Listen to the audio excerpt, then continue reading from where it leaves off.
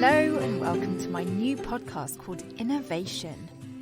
Innervation was inspired by my previous podcast, Scilence, where over the course of 2 years, I spoke weekly with 100 women from science, technology, engineering and mathematics, or STEM. My guests were always kept anonymous so that they could talk openly and honestly, and they really did. We discussed their experiences, what they've learned along their life journeys, and their hopes and ideas for living fulfilling and contented lives. The conversations on Scilence were always so raw and transparent, and surprisingly, we didn't just talk about STEM, but actually about everything else. The topics that tended to come up were also the same topics that I discuss with my own friends or my mentees, or I'm asked about after I give a talk in schools and colleges. So I thought, rather than keep these topics kind of closed and private, how about throwing them out into the world and letting everyone hear and engage in the issues that are clearly important to all of us? So I've sifted through all the episodes of Scilence to bring you my favourite sound bites on a particular topic. Each week on Innervation, I'll be reflecting on the talking points that are actually pearls of wisdom from my 100 women in STEM that I found particularly thought-provoking, inspiring and empowering, and I hope that they resonate with you too. This week is all about self-doubt. If it takes really long time and it paralyzes you from making decisions, acting on them, that's when I think self-doubt is a negative thing, and balancing yourself, because that could affect your confidence, your capabilities to grow, to learn from mistake. Really, the purpose of doubt is you'll understand that you'll always make mistakes. That from episode 87. So that's her take on self-doubt, and I must say that it's something that I have always suffered from, I guess, myself, where you're really constantly questioning yourself, second-guessing yourself, and kind of always asking, am I doing the right thing? Is this the right thing? I'm not sure if this is the right thing. And I wanted to break down self-doubt today because it's something that's come up a lot on Scilence, and I think it's actually a character trait or habit of people that really want to do well and are ambitious and kind of push themselves really hard. And so because the guests on Scilence are such inspiring, accomplished women, a lot of them talked about self-doubt. I think the reason why it's so important to discuss it is because it can be really paralysing. When I look over all the times that I've been in self-doubt, it's really kind of stopped me from doing things. It can almost paralyse me because I'm questioning something so much to the point where I actually don't even get something started. And that can be a terrible shame, because I think a lot of people who have self-doubt are perfectionists, and they can actually end up talking themselves out of doing something.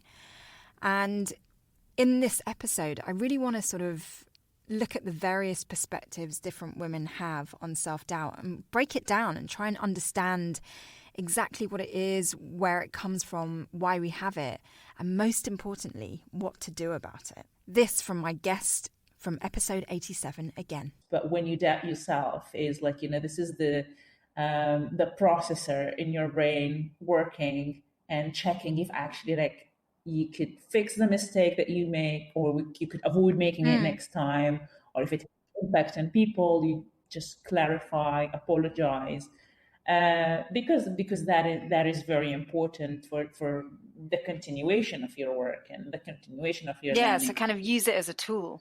Self-doubt sounds quite negative. The idea that you're doubting yourself doesn't seem to be a very optimistic or motivating force. If someone was to say to me, I'm full of self-doubt, I would think, oh no, poor you, let's try and get you out of that. And what's interesting about what my guest says from episode 87 is that actually it's been quite a motivating factor for her. You know, she's used it to make sure that she always stays on the straight and narrow with her behaviour or her grades or her ambitions.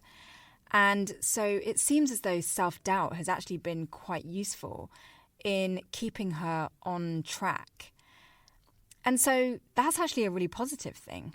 It seems quite useful to be able to have this little thing sitting on your shoulder or in the back of your mind, just always keeping an eye out for the way you conduct yourself through life. And so if I was to just base my assumptions on what self-doubt is from this perspective, I'd think actually it's a really good thing. But here's another perspective on self-doubt from episode 79. The person on the other side, as we go higher, doesn't have the bandwidth to clean the noise, right? Sometimes they just put the vibe in the room. And we have to be very mindful of not having this self-doubt vibe when we are presenting. To be very like, no, I think I've done a great job. It's good. And somehow that is not inherent in a lot of girls and a lot of high performers like us, like you mentioned, and people I've met, and they are significantly high performing girls that I'm talking about. So it's just us, right? And I'd love to know what that silver bullet is, and I would love to give it to my daughters as well, so that at least they come out shining out of it.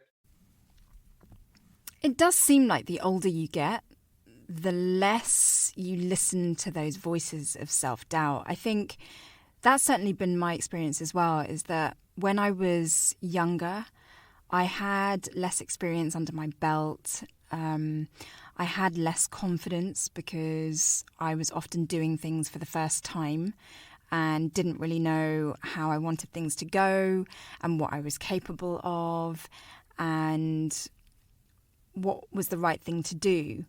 And I think when you go through life clocking up experiences, you kind of get to that point where you're like, oh, I've seen this before, or oh, I've done this before, and I know what to expect of myself. And I think often self-doubt is tied to expectations. We want things to go a certain way and we're not sure if it will. And so what my guest there does talk about from episode 79 is that, you know, the longer we're doing something, i.e. the more experienced we are, the less we listen to the negative feedback in our minds, you know, those voices that tell you that maybe this isn't quite right, maybe you're not really cut out for this, maybe you're doing it wrong, you know, those kinds of voices. And I love the way she describes it as noise or pollution, because actually a lot of that negative self-talk is really destructive, but also necessary for making sure you do your best. I think it's a really fine balance. But sometimes the negative feedback can be really not constructive at all, and it can really hold someone back, as my guest in episode 91 conveys. And I think I was afraid of it because I was doubting myself. Like, you're not good at maths, you're not good at this, you know. I think the worst thing about self-doubt is that it can really make you lose sight of what's important for oneself. If you're doubting your own self, it could sometimes mean that actually you're letting other people's opinions of you or other people's expectations of you get the better of you. And I think that's quite dangerous territory. I think it's important to really sort of check in with your community, your inner circle, because, you know, we are living in a world with other people. But I think it's also really important to stay true to yourself in terms of what you feel is the right way to conduct your life with integrity and dignity. And so self-doubt can often make you question whether you, as a person, are doing things right. And that can really sort of influence it can negatively influence the way you carry yourself in the world. Marianne Williamson often talks about dimming one's light. And I think women really care about what other people think, more so than men. That's been my experience. And, you know, maybe that's right, maybe that's wrong, but it does seem as though women really care about what other people think more than anyone else I know. And the trouble with doing that is that you do end up kind of dimming your light or suppressing your potential or kind of being smaller than your whole self in order to be accepted. Doubt can do that. And I think when that starts to happen, you're into sort of dangerous territory because you're basically not being your whole full self because of trying to measure up to the people around you. My guest in episode 94 talks about her experiences of this. No, you need to study. You need to get those high marks, those good grades. And that was really depressing, you know. Until then, I never felt myself being so competitive. I had lots and lots of doubts. I think we're often living in a very competitive environment, whether you're still at school or in a working environment.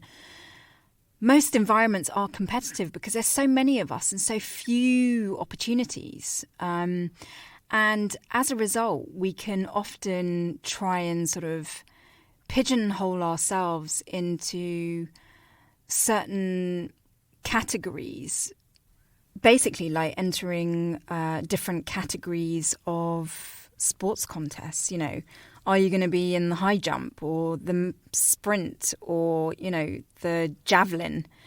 And because of that sort of streamlining of skills and talents, it often means that we're not fully getting to know who we are as individuals. I mean, maybe you might be someone who's great at javelin and also quite good at high jump. But sometimes we have to sort of like put ourselves into categories, which I think, and when we're in those categories, we end up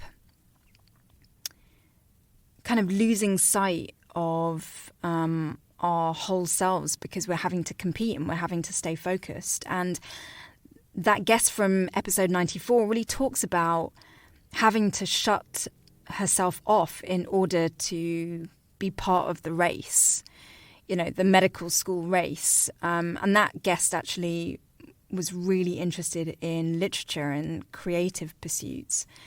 And, you know, she just couldn't follow those passions of hers whilst at medical school because she would have just dropped off the achievement board, essentially, if she had devoted less time to her medical school work. So I think it can be really tricky. And it's self-doubt that can sort of constantly make you feel guilty or even ashamed that you have more dimensions to yourself than people often realize. I don't know how many people I've met who are not pursuing their genuine talents because their talents are not cool enough or accepted or popular enough, or I don't know, the opportunities to develop their talents are not there. And so self-doubt can really fuel that lack of pursuing some true inner qualities and can actually sort of mean that a lot of your deep down skills lay undiscovered, which I think is a terrible shame. But I think also when you do go through periods of self-doubt, you know, if you do get really, really down about it, as my guest in episode 94 experienced, it can take you to quite a low place. I started suffering from depression, then there was insomnia, and then anxiety. It was exhausting, to be honest. I mean, every single day I would wake up and I would think, what am I doing with my life? Why am I doubting myself? But then I used to reach college and then look at the girls around me and the students around me, and I would instantly be put down. I'd be like, everything, whatever I would think before leaving the house, I'd be like, no, today is a new day. I would just go there and I will get through my classes. But as soon as I would enter college, I would look around girls, and everyone used to be busy in books and studying. And that was life. That's all. Our life in 2 years of intermediate just revolved around books and nothing else. If you push through it and learn from it, you can actually gain from it. It can be, there's this saying that there's a gift, the gift of desperation, or as J.K. Rowling put it in her Harvard commencement speech, rock bottom became the foundations upon which I built herself, or something like that. And so, getting to a low point because of self-doubt can actually be the rocket fuel you need to be able to propel yourself into even higher and better dimensions. And that same guest from episode 94, as a result of going through her self-doubting experiences, was able to give such great advice. Well, I would probably tell them to not doubt themselves. If they are entering into STEM, they need to leave their insecurities behind and not doubt yourself. Be strong and trust your friends to be there to hold your back, because this field is definitely not easy. You're going to walk into walls, and you're going to have those days when you won't get any ideas about work. And you'll definitely have those days when you'll feel lazy to even open a book. But it's all right. It's completely all right if you don't open a book on a day, or if you just spend your day binge watching Netflix or anything. But, you will be able to get through it if you just don't push yourself too hard. You just need to go easy on yourself. It sounds like my guest got so anxious and low as a result of her self-doubt that she had to find ways and strategies to actually come to a place of self-love and self-care. And from what she advises to other women in STEM or other people, it's that, you should go easy on yourself and not push yourself too hard, because actually sometimes pushing ourselves so hard is not actually worth the effort because you're miserable. And even though she may have gone through tough times with learning that, it sounds like she came out winning in the end. Seeing as we all do experience self-doubt from time to time, whether you're a man, a woman, older, younger, whatever the case may be, I think what is always essential in life is to have people in your corner, people who love you and people who you love, people that have really got your back and are in your corner.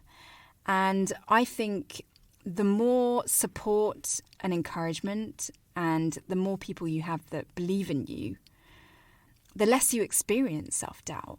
Self-doubt seems to come from a place where you don't really feel like anyone gets you, or that maybe you're alone or the odd one out or some kind of imposter. And what I love about my guest from episode 97 is that she really had that support where what she was choosing to do with her life just wasn't questioned. Yeah, so there was never even a doubt in my mind as far as, from them that wouldn't happen. They were just like, absolutely, of course you're going to be a doctor.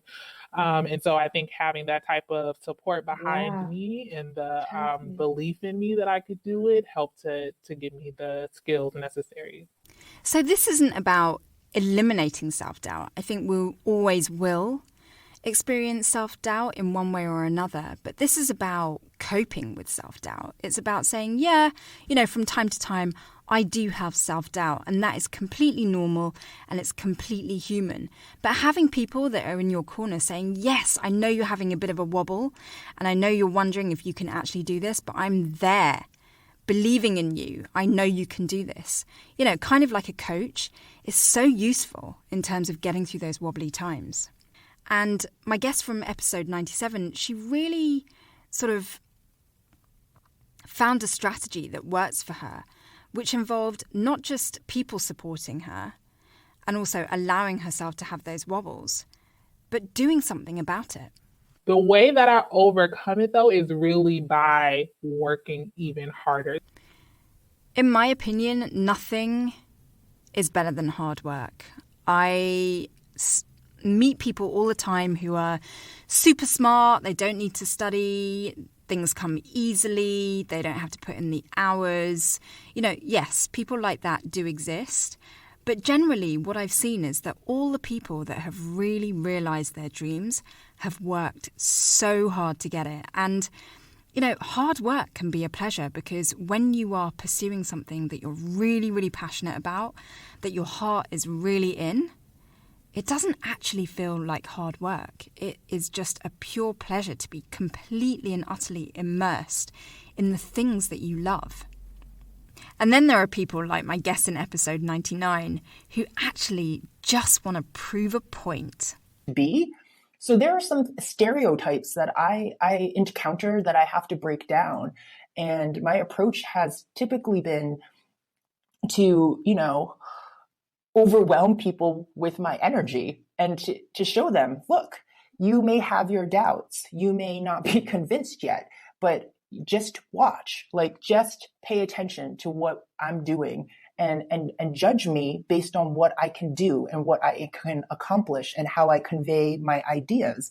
And maybe you will see that it doesn't matter that I'm maybe early in my career or that I'm a woman or that I don't have 20 years of polar science experience. And so I try to approach life and work in that way.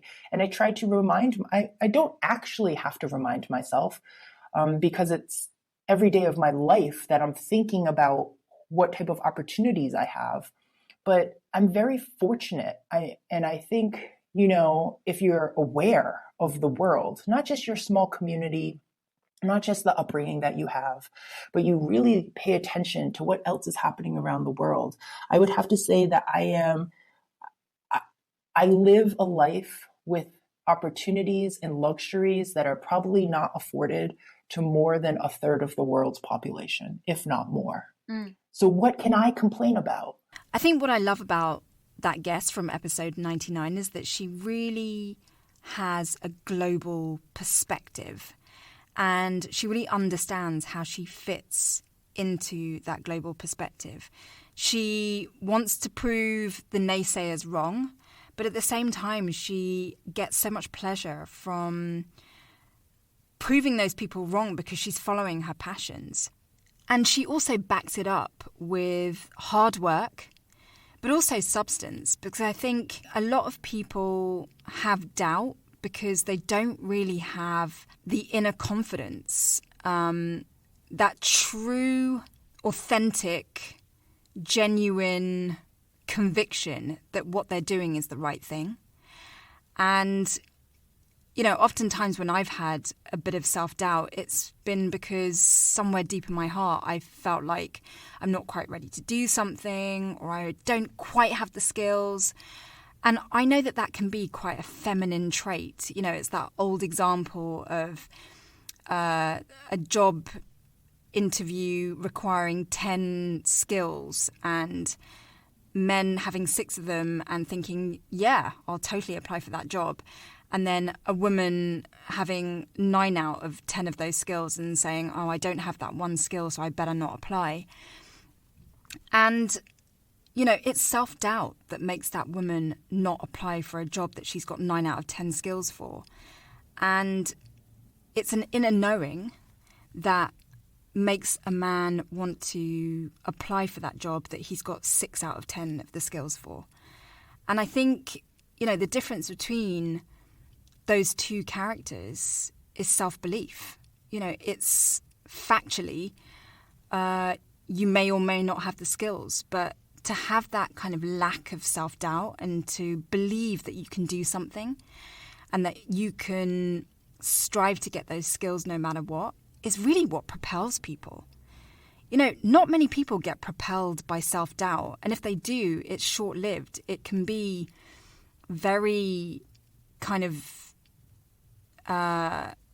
short-term propulsion rather than like an overall sort of approach, which is, I can do this. I may not have the skills right now, but I can do this. So somewhere embedded in there is the ability to push yourself in directions despite the self-doubt. So it's saying, okay, I have self-doubt, but I'm going to do this anyway. And I think that can be really attractive to people because that's kind of confidence, isn't it? It's having confidence in ourselves makes others have confidence in us. And that's why my guest from episode 87 thinks that self-doubt is actually not a negative thing. Self-doubt is not a negative thing as long as you don't let it take over your ability to think and act. But it's good to always question yourself if you're doing the best thing you can do with your time, with your capabilities. If you make the right decision or if you make mistakes, go back and try and fix them. If it affects people at work, apologize. Self-doubt is not a bad, it's not particularly a bad thing to have. It's but I always doubt myself. I cannot say every day, but very often. So you know what? Turn self-doubt into a positive thing. When you're feeling a bit wobbly about whether you can do something or not, tell yourself, you know what? I'm feeling self-doubt, but I'm going to do something anyway. You know, as my guest from episode 79 says, turn self-doubt into a challenge. Self-challenge. I wouldn't call it self-doubt. I'll call it self-challenge because it's more positive. It's more like, we can do better. I need to do this better. I think it can go further. And that probably some professions really, and most professions would benefit from something like that, would benefit from that, the self-challenge that an individual brings to the table. And you have to be in that sphere of self-challenge, self-comparison. You have to compare yourself to only your next best self. And that takes away the whole social media aspect as well. Don't look at someone else, just compare yourself. Are you better than what you were yesterday and what you are doing today? You know, self-doubt really doesn't have to be something that holds us back. It can be something that propels us into a higher, stronger dimension. It can make us reach heights within ourselves that we never thought we were capable of. And I think the key is to just push through it and to not be weighed down by self-doubt, but to use it as stepping stones to being the best versions of yourselves. Thank you so much for listening this week. Please do subscribe to this podcast and rate and review if you can. I'd love to have your feedback about this episode and to others that you've listened to, and any suggestions for future topics for this show. It's all about self-discovery and evolution on Innervation. So if there are any issues which you feel are holding you back from living to your fullest potential, I'd love to delve into that by drawing on the wisdom and experiences of my amazing guests from Scilence. Be kind and loving to yourselves, and I wish you all a great week.